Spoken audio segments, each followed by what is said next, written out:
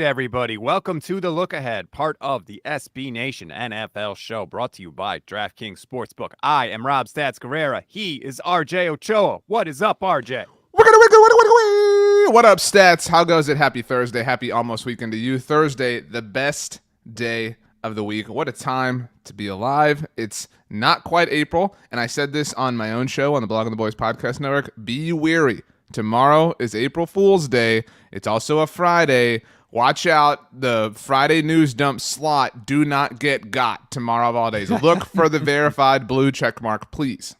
Can we all agree that, like, the April Fool's Day fake story stuff is lame? It's really, like, why are we doing it? Like, let's just stop. It was funny once upon a time. When I was in college, I called my parents and I told them that I had gotten like a callback to be on The Real World. No. And, I thought like this will be really funny. And they were like, oh my gosh, we're so proud of you. And so then I had to tell them, actually, this is a lie. I thought you would be really upset. So if anybody has been on The Real World, my parents would be proud of you. Johnny Bananas, if you're listening. That's a weird thing. I've never tried to fool my own parents with the April Fool's Day stuff, but okay. You do you. That's fine. I mean, I've whatever. I mean, fine. I messed it up. I would. What's the best April Fool's prank you, loyal listener, have pulled? We would like to hear it on Twitter at StatsOnFire. Rob is. I am on Twitter at RJ Ochoa. We would love to hear your feedback, and you help mold the show. I do want to say that I help mold the Oddcast every week, no matter what, like death, taxes, and an RJ Ochoa mention on the Oddcast. I don't think these guys can get through an episode without saying my name. Well, we had to mention it this week because you were specifically mentioned in the review that we read. I live in the Oddcast. I live rent-free there. It's okay. I'm thinking about, leasing it. Who knows? If anybody's looking for some space, I have some that's come available. I mean, just, heads up. All right. We have a lot to talk about on today's show because we had a coaching change yesterday that I shouldn't say nobody saw coming. Many people didn't see coming, but I think there's one specific person that did, and we're going to talk about that. Also, the over-unders are out, RJ. I'm in such a good mood. This is like a holiday for me. I love over-unders. I have some predictions. I was pretty good last year to toot my own horn, so you may want to stay tuned for that as well. We have a lot to get to today, but before we get to all of it, I want to remind you that we are brought to you by DraftKings Sportsbook, and DraftKings Sportsbook is an official sports betting partner of the NFL. So download the DraftKings Sportsbook app today. Use code SBNNFL for a special offer when you sign up. That is code SBNNFL only at DraftKings. All right, RJ. Sitting around last night, actually finished my workup for Niners Nation. I thought you were going to say workout. I was going to laugh. Workout? If you're watching this on YouTube or Twitter, like, I'm 150 pounds soaking wet. No. You could have been on like the treadmill or something, or like the elliptical. I don't know. I mean, maybe you're Pelotoning it up. I mean, keeping that cardio going. Yeah, this just in. I don't. Okay. But anyway, I'm sitting around and I'm like relaxing for a change. And all of a sudden I see the update on my phone. Todd Bowles is the coach of the Buccaneers. And I'm like, what happened? And Bruce Arians, according to the story that the Buccaneers are trying to peddle, RJ, Bruce Arians is stepping down. He's going into a front office role. Todd Bowles is the new coach of the Tampa Bay Buccaneers. Do you buy the story that the Bucs are putting out there that Bruce just wanted to step away? He wanted to put Todd Bowles in a position to take over a good team, and he's going to transition to this front office role. I want to say two things before we have this discussion. All right. The first is kind of a self thing. The first is a general thing. The first is I'm very happy that Todd Bowles is a head coach in the NFL. I think you agree with me, right? Like in a vacuum, we're very happy about this, right? Yeah, I don't really care, but that's sure. Fine. I mean, he deserves it. He's done a great job in Tampa. I'm totally down for this. Second thing is, again, before we have this discussion, I have been like on the hill of being out on Bruce Arians, of seeing through the facade by myself for a very long time. Okay. So I got a lot of properties that I'm willing to lease out. You want to jump in on this? I'm more than happy to welcome you into my humble abode in this regard. Now, this specific point that you're alluding to isn't necessarily about Bruce Arians being a fraud, but I totally agree with you. This reeks of Tom Brady only came back because he knew that Bruce Arians wasn't going to be the coach. All the rumors that they clash styles, Bruce trying to just force down the media's throat, like, no, I understand him better than Bill ever did. No, I mean, no. Tom hates you. It's okay. You guys want to chip together. You'll always have that, and you'll always have that over everybody else. But this really, really, really reeks of being designed by the greatest player of all time. Maybe honestly, even being a conditional sort of thing for him to return. This is what bothers me. It's the fact that all these quote unquote insiders are participating in this BS narrative. Like, let's just step back and just try to apply the slightest bit of skepticism to this story, right? Like, what has been well established about Bruce Arians?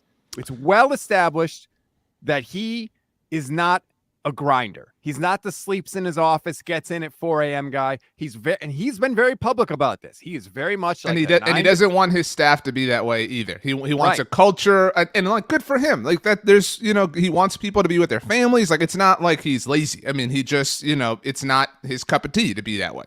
Right. That's known. He's admitted it. He's talked about it. He's promoted it. What is known about Tom Brady? He is an absolute opposite of that. He's a grinder. He lives, breathes, sleeps football in every single moment of his waking life. That's clear too. Then we get this report that Arians wasn't around enough for Brady's taste, that Brady didn't think he worked hard enough, and then all of a sudden he would swoop in, he being Arians, and make changes to the game plan that Brady and Byron Leftwich have basically been cramming on all week long. All of that jives with there being an issue with Tom Brady. And yet, we're supposed to believe that just by pure happenstance, pure coincidence, Tom Brady decides to come back and Bruce Arians steps away. Like, that's the lie that they want us to believe. I also think it's ridiculous to expect anyone to believe that Tom Brady would return and be totally fine with his head coach, like, independent of who it was, just suddenly retiring. You know what I'm saying? Like, there's just like, of all people in the universe who would be upset with that status quo being altered, at a moment's notice, like randomly, it would not be Tom Brady. Like, there's no way that just this particular person. And you're right. Like, it's just stupid to like expect anyone to believe this like heaping pile of what. But like, and now there's just nothing but victory laps being taken around Bruce Arians' legendary career, the mighty quarterback whisperer who worked with Peyton Manning and Ben Roethlisberger and Andrew Luck and Carson Palmer and Jameis Winston, who did win a Heisman Trophy and did go number 1 overall, and Tom Brady. Like, this dude, I don't want to like make it sound like Bruce Arians is a terrible coach. He just happened to work with like literally some of the greatest quarterbacks of all time, and only those people. But people are like, what a quarterback whisperer. His offenses are amazing. Yeah, I mean, I wonder why. Look, I have a different. There are several like tentacles to this. And when you and I were slacking, kind of preparing for this, you brought this up actually. And again, there was a lot of like kind of putting out of fires by various NFL insiders on this. What about the Rooney Rule? All right. What about the Rooney Rule and the fact that 2 minority candidates have to be considered for this particular job opening? Obviously, Todd Bowles is a minority candidate and the job went to him. And so there's, that kind of like, hey, this was unnecessary because it went to Todd Bowles. But if the like idea, and this has been literally a subject of the owners' meetings that this all went down around, is the integrity of the Rooney Rule and interviewing multiple minority candidates. How did this not happen? And what's more is immediately after the fact, while people are asking this question, it comes out, well, it took place after March 1st. So the Rooney Rule doesn't matter after March 1st because all other candidates really wouldn't be an option. It's thought that all legitimate candidates would have jobs by then. Well, what the hell? That's the dumbest thing of all time. Like, if the Rooney Rule exists, it exists before and after March 1st. Like, there's no point in time where candidates would or would not be eligible or theoretically available. Like, there are tons of people that we've talked about for years that should seemingly have been in contention with. Eric Bieniemy, like, there's just one name right there. That how was Eric Bieniemy not considered? Why were multiple people not considered? And if this is the case, then how do we know that teams won't like exploit this in the future? Like, how do we know that Team X won't say, you know what, we have player person Y set up to be the successor. We're just going to wait till after March 1st, and the head coach will retire, and then we don't have to like worry about losing our coordinator or whatever, and we don't have to interview anybody. Like, it is disgusting that this loophole exists, and like they're kind of bragging about it.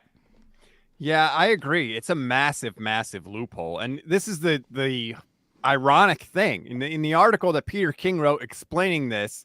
I'm just going to read to what it says. Arians and the Bucs wanted Bowles to get the job, and so they went to the league and said, essentially, let's not go through sham interviews when we know we're hiring Bowles, who will improve the league's bottom line for minority hires.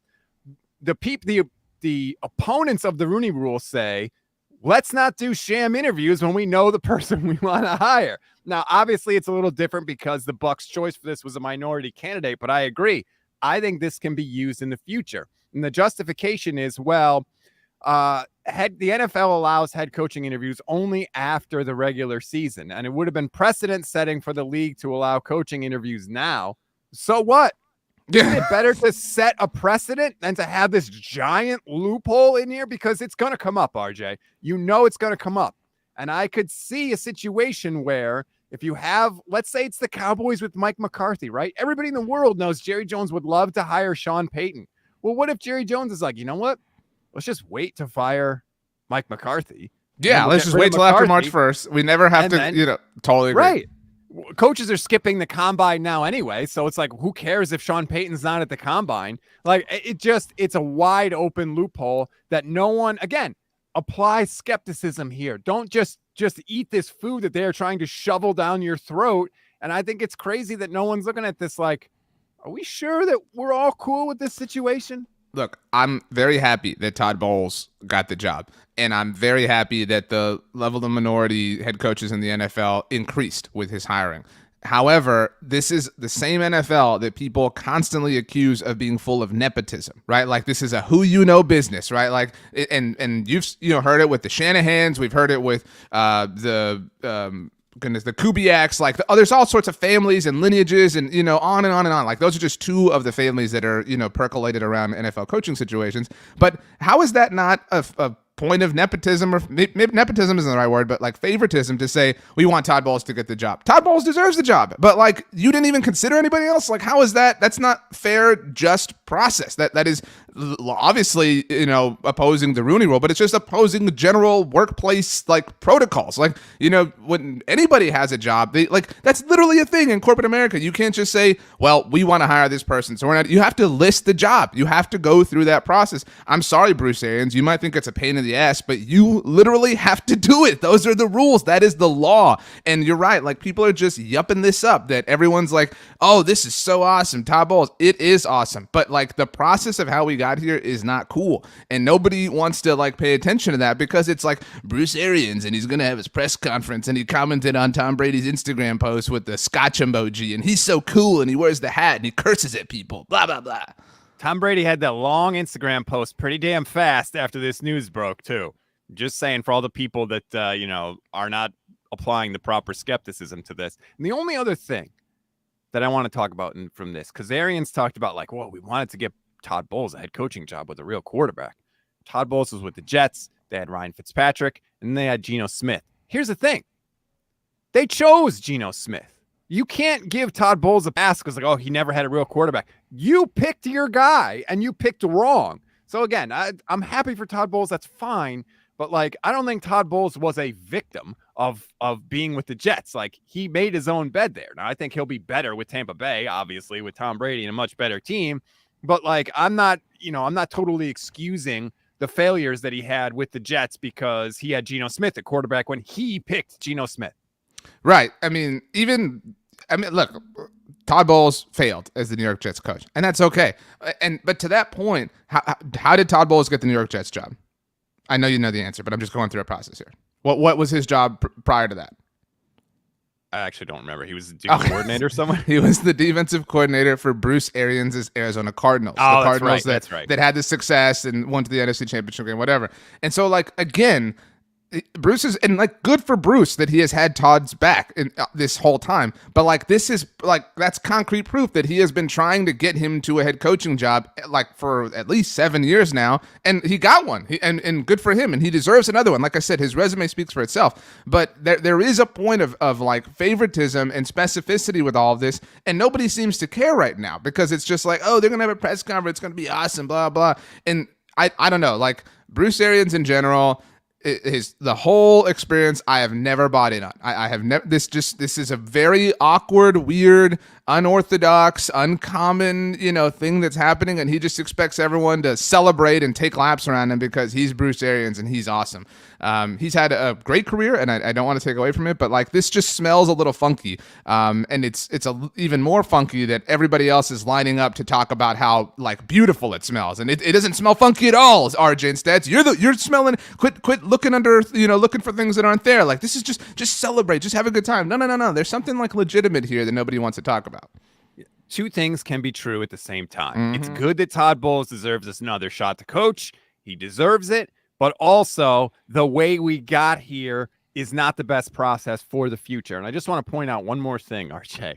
I do think it's funny that Bruce Arians somehow found a way to do even less work than he was doing with Tampa Bay now as a coach and still get paid for it, because he's not retiring. He's, quote, transitioning to a front office role, whatever that means. He wasn't a grinder. Byron Leftwich did the offense. Bowles did the defense. Like, what was he doing in Tampa Bay? Now he's going to be stepping away from that and doing something in the front office and still getting paid. It's a pretty sweet gig if you can get it. Two things I will point out. That's the exact same setup that Mike McCarthy has, but instead of people saying it's a pretty sweet gig, ha ha ha, it's what a loser, he's lazy. No, like, if you're going to chastise Mike McCarthy, which you should chastise Bruce Arians for the exact same thing, because it's the exact same setup, the exact same situation, flow chart of responsibilities and protocols. But again, this is where people, and this has always been my point with Mike McCarthy, people that are just trying to confirm their priors. And with Bruce Arians, the prior that they're trying to confirm is that he's cool and that he's awesome. And so they're justifying that. With McCarthy, it's that he's lazy and he's an oaf. And so they're justifying that. It's the same exact identical situation. And the last thing I'll say on this, back to where we started this discussion with how awkward and weird and whatever it is you mentioned it when we were talking about Todd Bowles, how Bruce noted that he wanted to leave Todd in a situation where he could flourish with a legitimate quarterback, whatever, didn't want to, again, to your point, set him up with a quarterback who he chose, like Geno Smith. Okay, well, Tom Brady retired. And then unretired. So, like, again, it's not like Tom Brady's been in the picture the whole time and Bruce has been thinking about this and mulling this over the entire offseason to where he finally had this, like, awakening and said, you know what, Todd, I'm ready to leave now. You got year 3 of Tom Brady, whatever. No. You were going to have a bad quarterback. You know what I'm saying? So, like, what would you have done, Bruce, if Tom Brady hadn't retired? Would you have kept coaching? Like, the timelines here don't line up. You know what I'm saying? Like, it stinks to high heaven.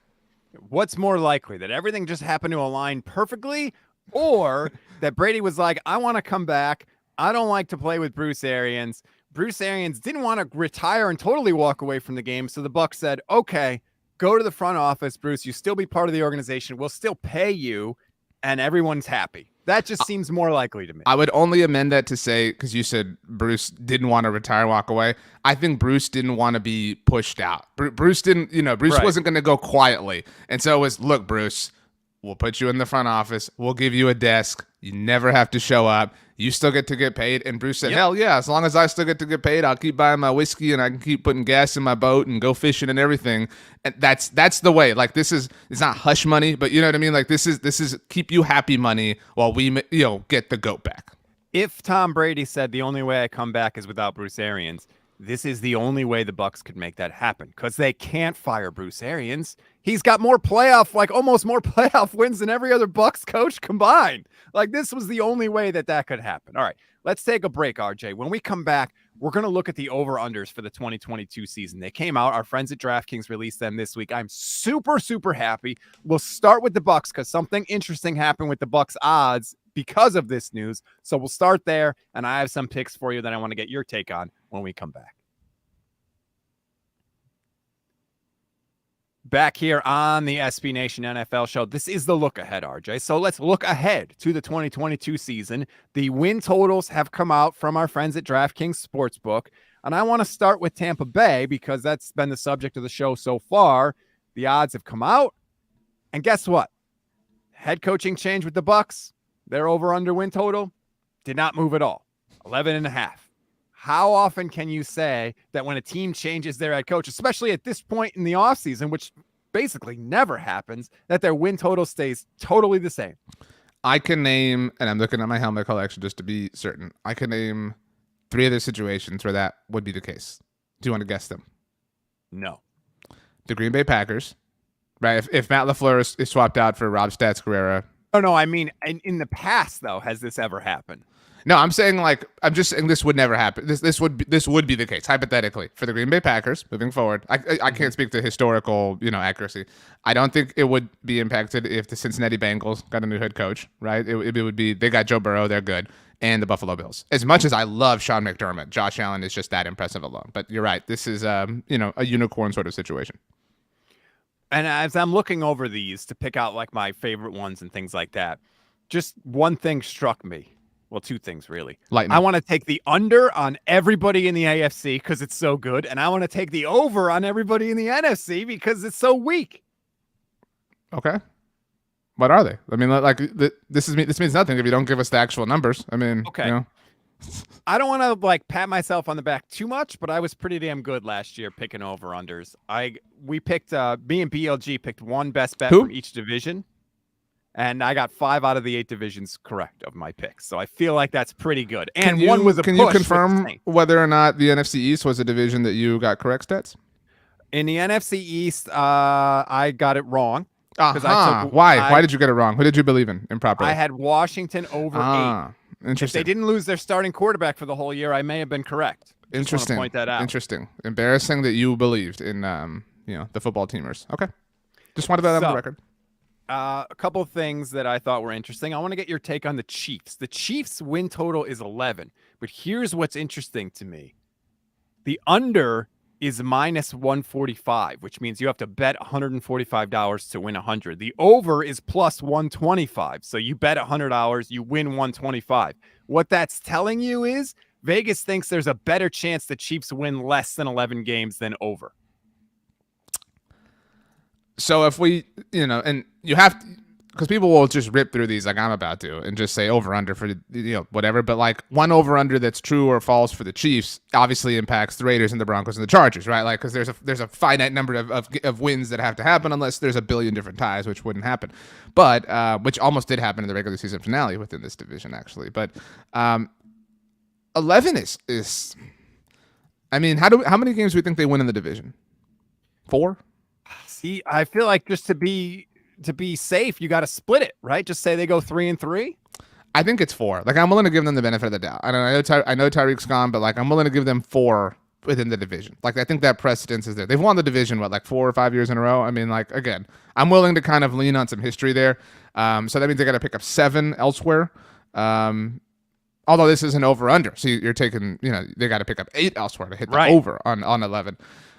Yeah, I'll take the under. And I don't want to be that, I know we've all raced to be the Chiefs are falling apart guy, and I don't think they're falling apart, but I think, it's going to be, as my friend Stats likes to say, a meat grinder to get to 10 wins in the AFC, especially in the AFC West.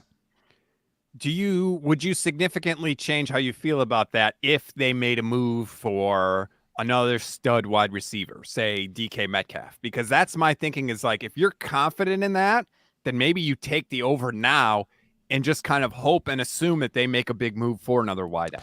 No, because to me, Patrick Mahomes is Superman, right? And whoever your wide receiver is just another member of the Justice League. You know what I mean? Whether it's Aquaman or Green Lantern is irrelevant. You know what I mean?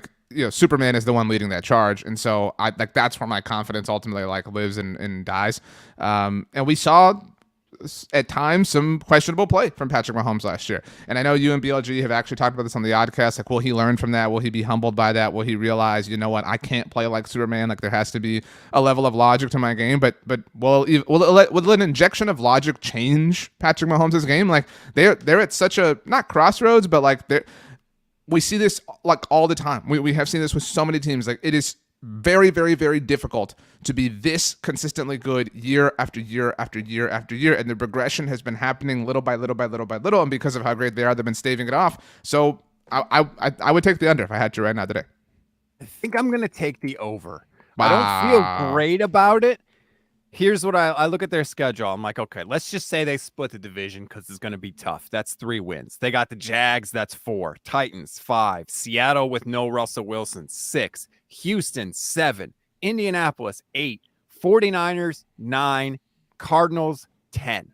That's 10 wins right there. So all I got to get is 2 more wins from the rest of the games on their schedule, and I hit the over. So I try to build in the fact that the NFL is unpredictable in some ways, but I feel like I'll take my chances in that specific scenario. Even though I agree it's going to be difficult, I feel like I'll take the over, especially if they trade for like a DK Metcalf or a Tyler Lockett or something. I feel even better about it. So I hate to like forecast these things or like just put them out into the ether, whatever. But do you know how many? Okay. So Tyreek Hill is gone, right? Do you know how many games in the Patrick Mahomes era that Travis Kelce has missed? Not many, right? 2. All right. Since 2018, he has missed 2. That's crazy. It is insane. And I mean, so again, like, I don't want to be like Travis Kelce's going to get hurt this year. I hope that doesn't happen. I hope Travis Kelce continues to flourish. But like, not only have the Chiefs, been incredible, but they've also like had very, very solid, predictable luck in that department. And like we talked about this last year when the Cowboys and Niners both had all these injuries in 2020. It was, look, there's going to be some regression to the mean for both these teams in 2021 as far as injuries are concerned, et cetera, et cetera, et cetera. And lo and behold, they were both playoff teams. The 49ers, obviously a very good one. And so like that pendulum will swing, and it's not even necessarily just Travis Kelce. It's everywhere else. I mean, like Tyrann Mathieu's probably gone, right? Like the great Daniel Sorensen's gone. I mean, like that team is going to look very, very, very different. And like Patrick Mahomes is amazing, but just because you have Patrick Mahomes and 21 other starters does not mean that you are the same Chiefs that have gone, or that have hosted 4 straight AFC Championship games. So I don't feel great about it, but I definitely can talk myself into the under making sense. Yeah, that's a logical argument, because if Kelce were to go down, then it's Mahomes and Juju Smith-Schuster. Mecole Hardman. And that's not, that's not Clyde exactly Edwards-Helaire. Wow. Yeah. Remember when everyone thought he was going to be like the league's best weapon and oh my God? Yeah, it turns out not so much. No, that was like, oh my gosh, he fell all the way to the Chiefs. Yeah, I mean. We do that with good teams though, right? Like, good teams take somebody that like they fill a need and we're like, oh, they're going to be so good. No, not necessarily. He's fine. He's not a bad player by any stretch of the imagination, but he's not like somebody that's keeping defensive coordinators up at night. Right. All right, RJ, let's go to your Dallas Cowboys now. I always like to get your take on the Cowboys. Right now, they are at 10.5, according to our friends at DraftKings. I'll give you the first crack at this one. Where are you going? So do you have their opponent list in front of you by chance? Okay, so I actually wrote something that came out today on Thursday, for anyone who's tardy with your listening of the podcast, where I ranked the Cowboys' opponents for next season from best to worst. I tried to keep this away from like where the games were, like just evaluate, who the teams are, etc. But I couldn't get rid of like total context, unfortunately. So just quickly, from best to worst, 1 through 14, because obviously they play their division rivals 3 times. So the best team, in my estimation, the Cowboys will play the Green Bay Packers. And a big reason for that is they own the Cowboys. And that is Mike McCarthy's return to Lambeau, whatever. Anyway, so number 1, Packers, 2, Rams, 3, Bengals, 4, Bucs. If I said all those were losses, you wouldn't be shocked, right? Agreed. Okay, so that's 4. This is where it starts to get winnable. Titans is the 5th best team they'll face, in my estimation. Eagles, I think they'll win at least 1 game, so there's 2 wins. Vikings, who actually I think I might be too low on. The Colts, who I don't believe in. Giants, Bears, Commanders, Jaguars, Lions, Texans. I think that they easily beat the Texans, Lions, Jaguars. That's 3 wins. I think they sweep the Commanders. That's 5. The Bears, 6. I think the Giants will be improved. Like, I'm willing to say that maybe the Cowboys split those. Like, if I'm being, if I'm injecting some balance here. So that's 7 wins. Say they win 8, beating the Eagles, and 9, beating the Titans. So then you got to win 2 of Packers, Rams, Bengals, Bucs, Vikings, Colts. I think you beat the Colts. Yeah, I would take those. And honestly, I'm not willing to say that the Giants are going to be improved. Why? Why do we think that Brian Daboll is going to be a good head coach? We have nothing to back that up. Just because he was a good coordinator, that doesn't mean anything. History is littered with great coordinators who stunk as head coaches. And you know this, RJ, because Norv Turner, Cowboys' old offensive coordinator, fantastic at the OC job, not good as a head coach. Agreed. And I said this on my show that went out at Blog on the Boys today. I mean, the reason I think they'll be better is the bar is like on the floor low. And they have like competent NFL minds in their building now, right? Like, so like there will be some improvement, like however much you think it is obviously debatable, but they'll be better. You know what I mean? They won't be this like total tire fire. So I think the floor is 10 wins, but it's just a matter of like, do they deliver? And on the subject of historical context, and this is something BLG and I talked about on the NFC East mixtape this week, the NFC East has not had a repeat winner since 2004. That's important to say. The Dallas Cowboys do you know the last time the Cowboys were playoff teams in 2 consecutive years? No. What would you guess? Like, just if you had to guess how long it's been. I would say 6 years ago. 15 years ago, 2006 and 2007. Ever since then, when they've never actually since then been a wild card team. They've only been in the playoffs as division winners. Their last wild card appearance was 2006. So generally speaking, after a successful in the respective way of the division season, they implode. They fall apart. They're terrible. Whatever. This and that. Some excuse. Something dramatic and terrible happens. Whatever. Because they are the Dallas Cowboys.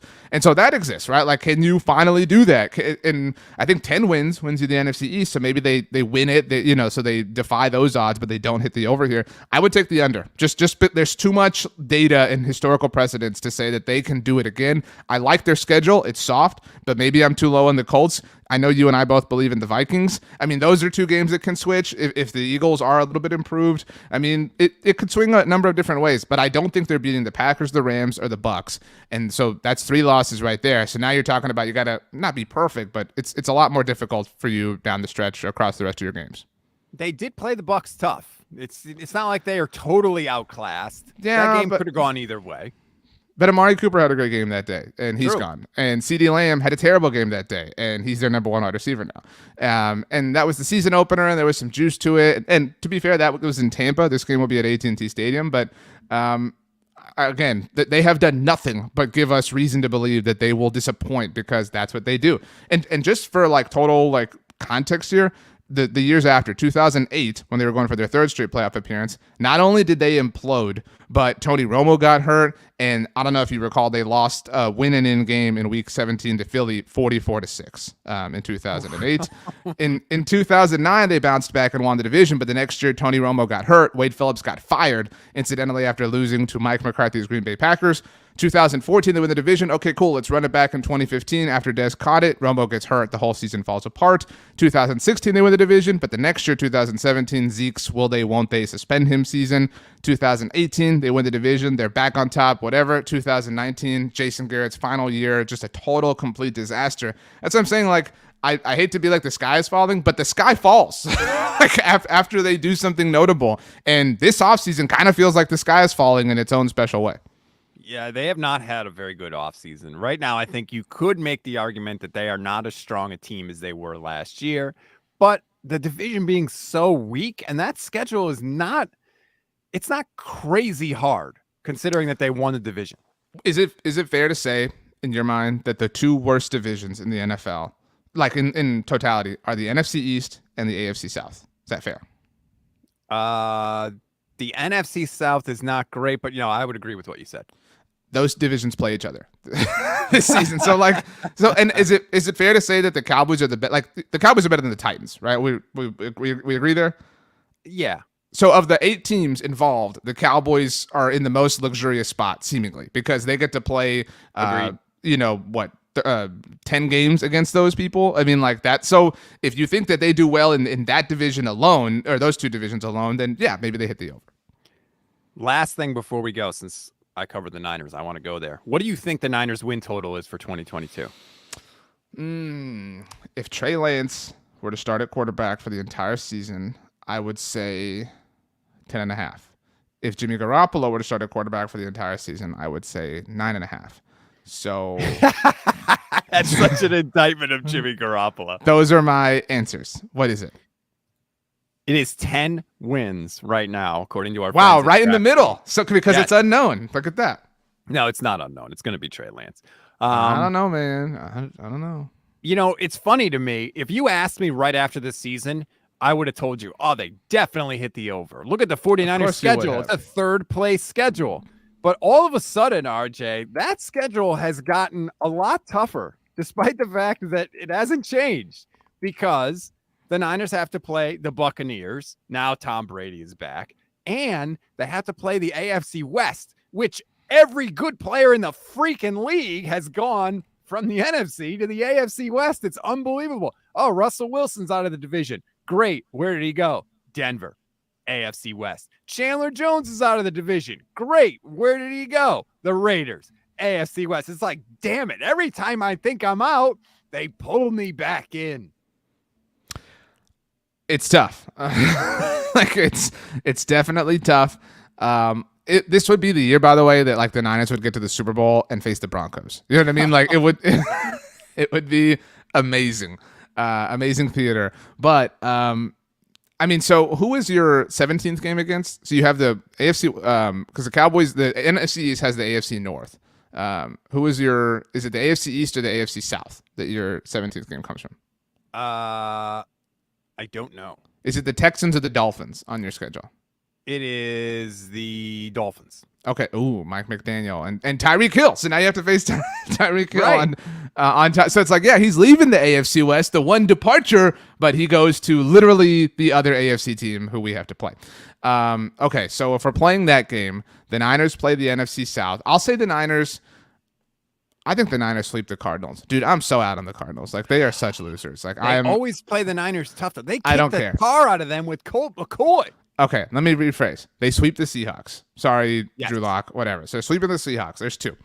They'll split with the Cardinals, and I'll say they'll split with the Rams. Okay, so there's 4 through the division.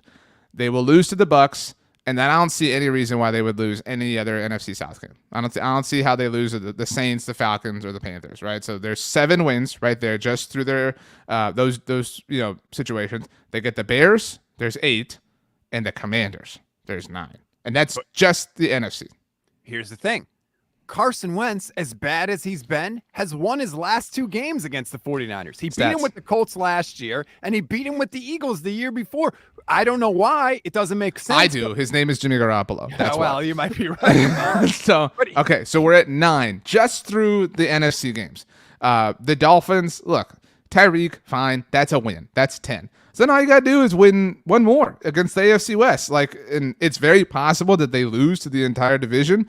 But look, I think the worst team in the AFC West might be the Chargers. I'm willing to say that. Like, I believe in them so little. Dude, I believe in them so little. And like, we do not roast them enough for how they completely folded down the stretch last season. Like they completely and totally folded, and nobody cares. Like, this is the Chargers and Colts are in the same situations, and just like Mike McCarthy and Bruce Arians, because the Chargers are cool and sleek and sexy, and they play it SoFi and NFL Network. So like, nobody wants to say it. They folded down the stretch.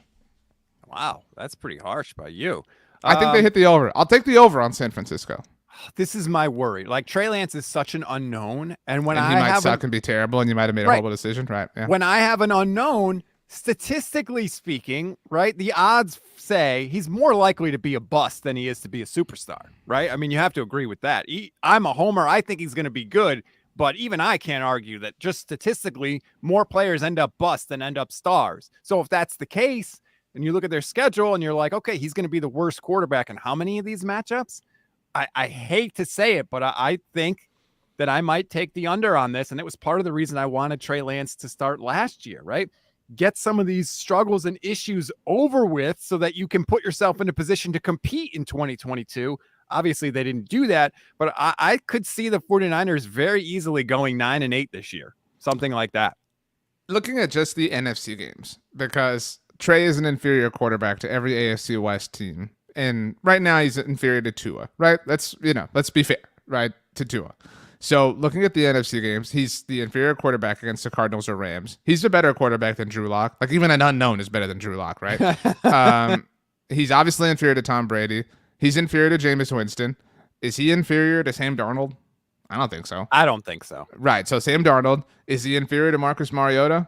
Probably. But it's close, somewhat close. Is he inferior to Justin Fields? Obviously that's going to be a massive, massive question. Maybe. We don't know. So, okay, we'll call that a half, just like we're calling Marcus Mariota a half. He's definitely not inferior to Carson Wentz, right? So, like, I know you're afraid for whatever dumb reason, but he's not. So the only, like, if we did the math here, the only, like, the number of games we're willing to say 100% Trey Lance is the best quarterback in this game are the 2 Seahawks games and against the Panthers. That's it. And then 2 halves. So you got 4 total, but 3 and then 2 halves. That's fair. That's nuts. And we're over here like, wow. Maybe I'm wrong. I'm trying to be objective and fair about this. Obviously, I hope he's great. Of course, I hope he's great. That's the team I root for. I've been screaming for this guy to start for a year. But especially when my money is involved, I try and be as scientific as possible here.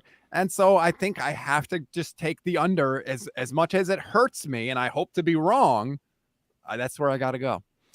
Yeah, I mean, there's logic to what you're saying. I guess I just trust Kyle Shanahan and everything else. But that you can only be the team that wins in spite of your quarterback so much, and to such a great length. You know what I'm saying? And like they've kind of burned up all that rope, and so like.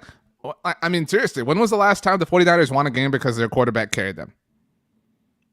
I think it was probably in 2019 Halloween against the Cardinals. Jimmy Garoppolo had a fantastic game, threw for over 300 yards. They couldn't run the ball at all. I would say that's it. But honestly, it almost never happens. And if I was going to put the scarlet colored glasses on really quick before we wrap up here. Scarlet? That's the official thing? That's dumb. Yeah, but whatever. Scarlet and gold. I didn't name it. That's really the color. Dumb. Super anyway. Stupid. If I was going to put those glasses on, I would say if Trey Lance just doesn't turn the ball over the way Jimmy Garoppolo did, the rest of the team around him and Kyle Shanahan is good enough to get them some wins. If he's just not a complete disaster, which really none of the quarterbacks Kyle Shanahan has had. So sad. This is so sad. You traded up to take a dude at 3 overall, and the supreme hope for him is just if he stays out of the way. No. What I'm saying is if he just stays out of the way, they're going to be really good. If he's anything better than that, they have a chance to win a Super Bowl. But if he can just not mess it up, they're going to go to the playoffs easily. I don't know. I mean, I took the over and I feel comfortable, but I'm definitely skeptical. I mean, and that's going to be the fun of this season is we're going to find out. How many NFC quarterbacks are 100% worse than him? Right? That's like seriously. Like I will say Carson Wentz. I won't say Daniel Jones. I would. I won't Daniel say Daniel Jones. We know he's a turnover factor. Dude. Like again, Daniel Jones has been playing with his right arm tied behind his back. I mean, to this point. So like, I'm still willing to give Daniel Jones that tiny benefit of the doubt. So I'm willing to say Carson Wentz and Jared Goff. There's 2. Sam Darnold and 3. Drew Lock. 4. I don't know how you can't put Daniel Jones. I mean, Joe Judge didn't make Daniel Jones fumble the ball every other snap. Look, we saw what Brian Daboll helped Josh Allen become. I want to see that with Daniel Jones. You know what I'm saying? I want to see that before. I'm the jury's out and we're like kind of like 11 of 12 have come to this conclusion, and so I'm just wait. I want to hear what the 12th has to say. That's really where I'm at. Josh Allen showed flashes of. Daniel Jones has shown like flashes of athleticism. I mean, he's got a fumble problem like nobody's business. RJ, but he's in the open field running untouched and he trips over his own feet. Give me a break. No, Daniel Jones stinks. The jury is out. I mean, come on. No, he's terrible. Anyway, I'm willing to. I just want to see. I just want to see. But you're right. Like I'll lean that direction, but I'm not like 100% ready to put him in the same camp yet. But yeah, Carson, Goff, Drew, Donald, put them all in there. I'm good with that. That's why I think it's going to be so much fun. And God, I hope I'm right. You say fun, it could be like honestly the worst thing of all time. I want to open the present though, right? Like you can only stare at the gift under the tree for so long. And yeah, it's fun to dream about what it might be, but at some point you got to open it. Because I am a student of chaos and a citizen of chaos, I want him to start and be so bad. And for them to, and for them to turn to Jimmy and for them to just like rip off 6 wins in a row or something like that. No, he's not going to be on the team. You've been saying that for a long time. You said Russell wouldn't be in Seattle. You said Aaron wouldn't be in Green Bay. Is Russ in Seattle? You said that last year though, and he was. So yeah, he took his foot off the gas last year. He didn't do that this year, and that's why he's out. And I scared him away in our interview. That's true. You Don't held his feet to the fire. discount I meant to bring up a long time ago about this. The edible ink thing from that interview. Like, I love Russell Wilson, but that was weird. Like, for people that don't know, he was pushing this sandwich at the Super Bowl, and he was autographing the sandwiches on Radio Row. And I was like, "What? How are you going to eat a sandwich if you autograph it?" And he's like, "Oh, it's edible ink."